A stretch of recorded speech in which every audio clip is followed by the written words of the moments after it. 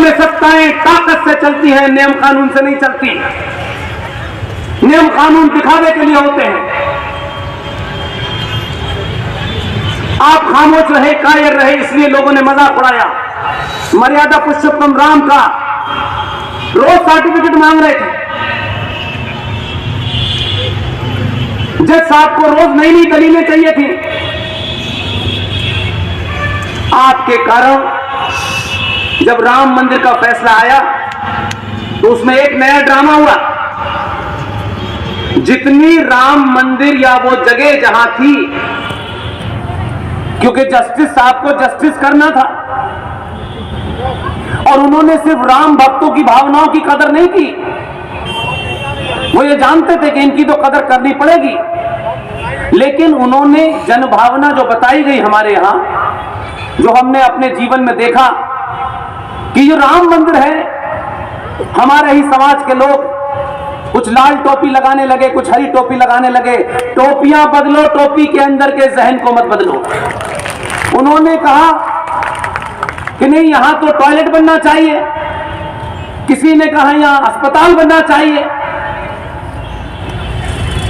Justice Gogoi ने कहा यहां राम मंदिर था, है और यहां राम मंदिर बनेगा। जन भावनाओं का ध्यान में रखते हुए उन्होंने कहा कि मैंने यहां से काफी दूर 5 एकड़ जमीन दी है, अब वहां आप अंतरराष्ट्रीय टॉयलेट बना लें।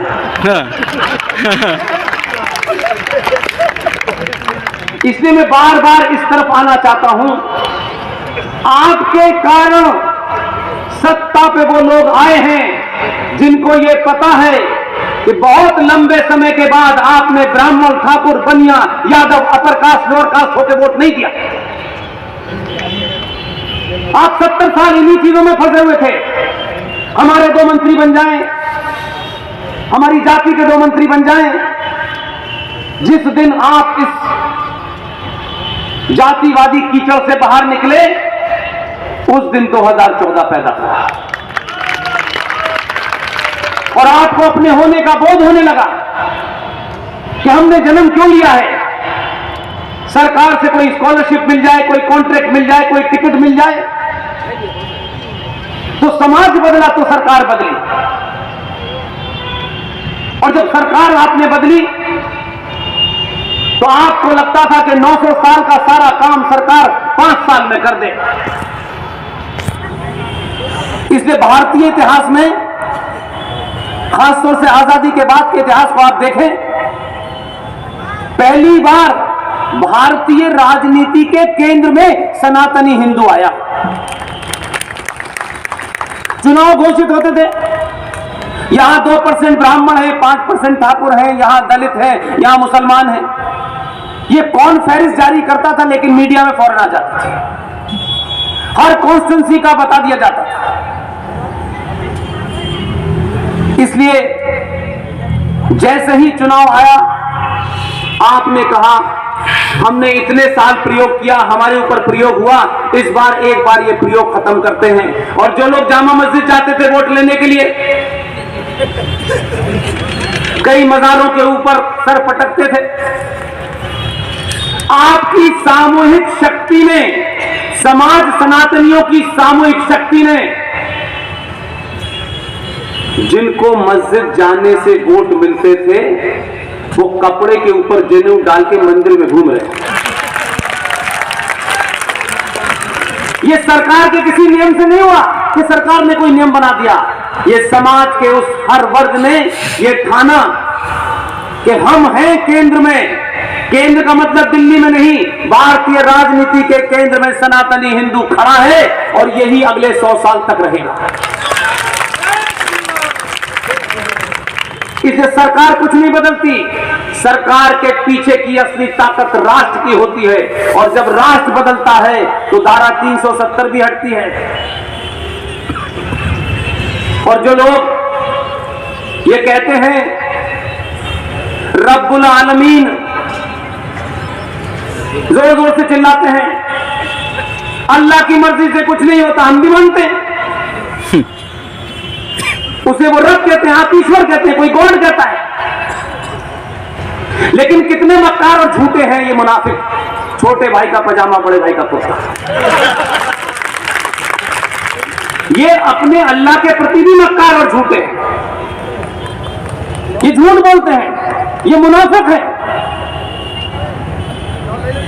जब ये कहते हैं रब्बुल आलमीन, यानी इस संसार को, इस दुनिया को कोई अदर शक्ति है, कोई ताकत है, वो इसको चला रही है।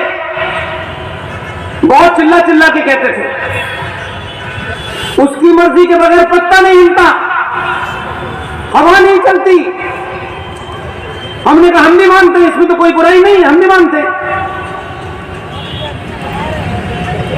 लेकिन ऐसा क्या हुआ कि 2014 के बाद से आपका अल्लाह से यकीन हट गया?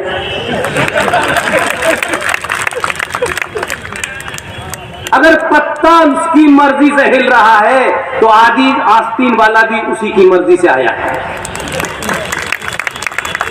और कुरान पर भी, कुरान में एक जगह फरमाया गया है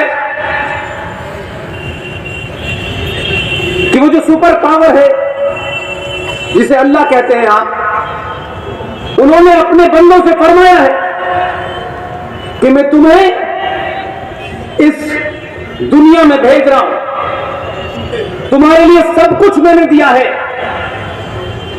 जो जो तुम्हें चाहिए मैंने बहुत मात्रा में दिया है।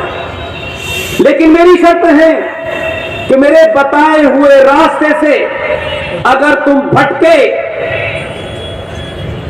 हिदायत दी उन्होंने, तो उन्होंने कहा कि मैं इसी जमीन पर कुछ लोगों को भेजूंगा जो तुम्हें रास्ते पे ले आएंगे। वो समझ रहे थे कि ये तो अल्लाह मियां ने कहा है, माने या न माने।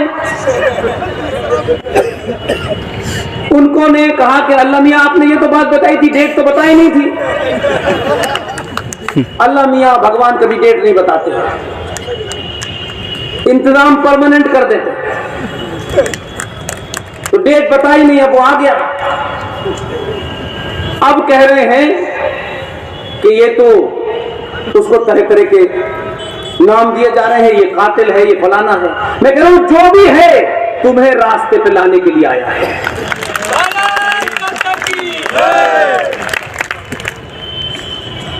लिहाजा कुछ लोगों को लगने लगा 5 साल बाद उखाड़ के फेंक देंगे इसे, क्योंकि अल्लाह पे उनका कब यकीन हो गया 14 के बाद से, उन्हें इमाम बुखारी पे ज्यादा यकीन होने लगा।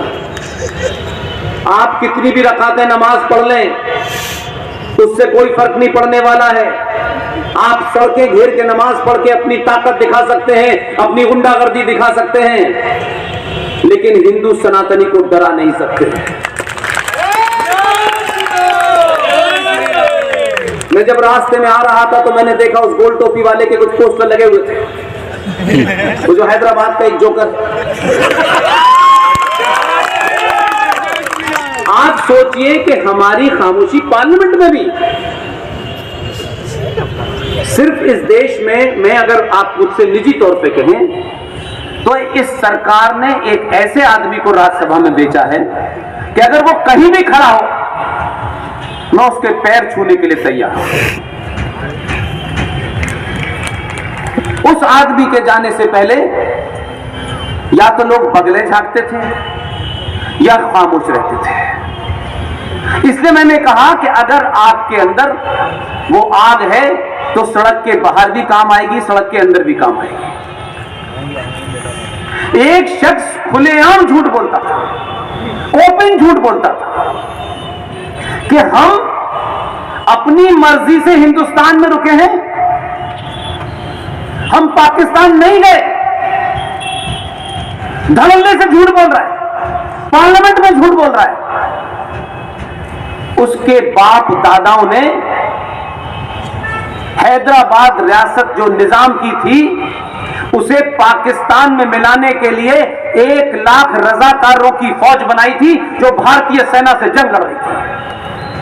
वो मक्कार, वो मुनाफिक कहता है कि हमारे बाप दादाओं ने भारत को चुना। उसे नहीं पता कि अगर ऑपरेशन पोलो सरदार पटेल ने ना कहा होता तो तुम आज यहां ना होते।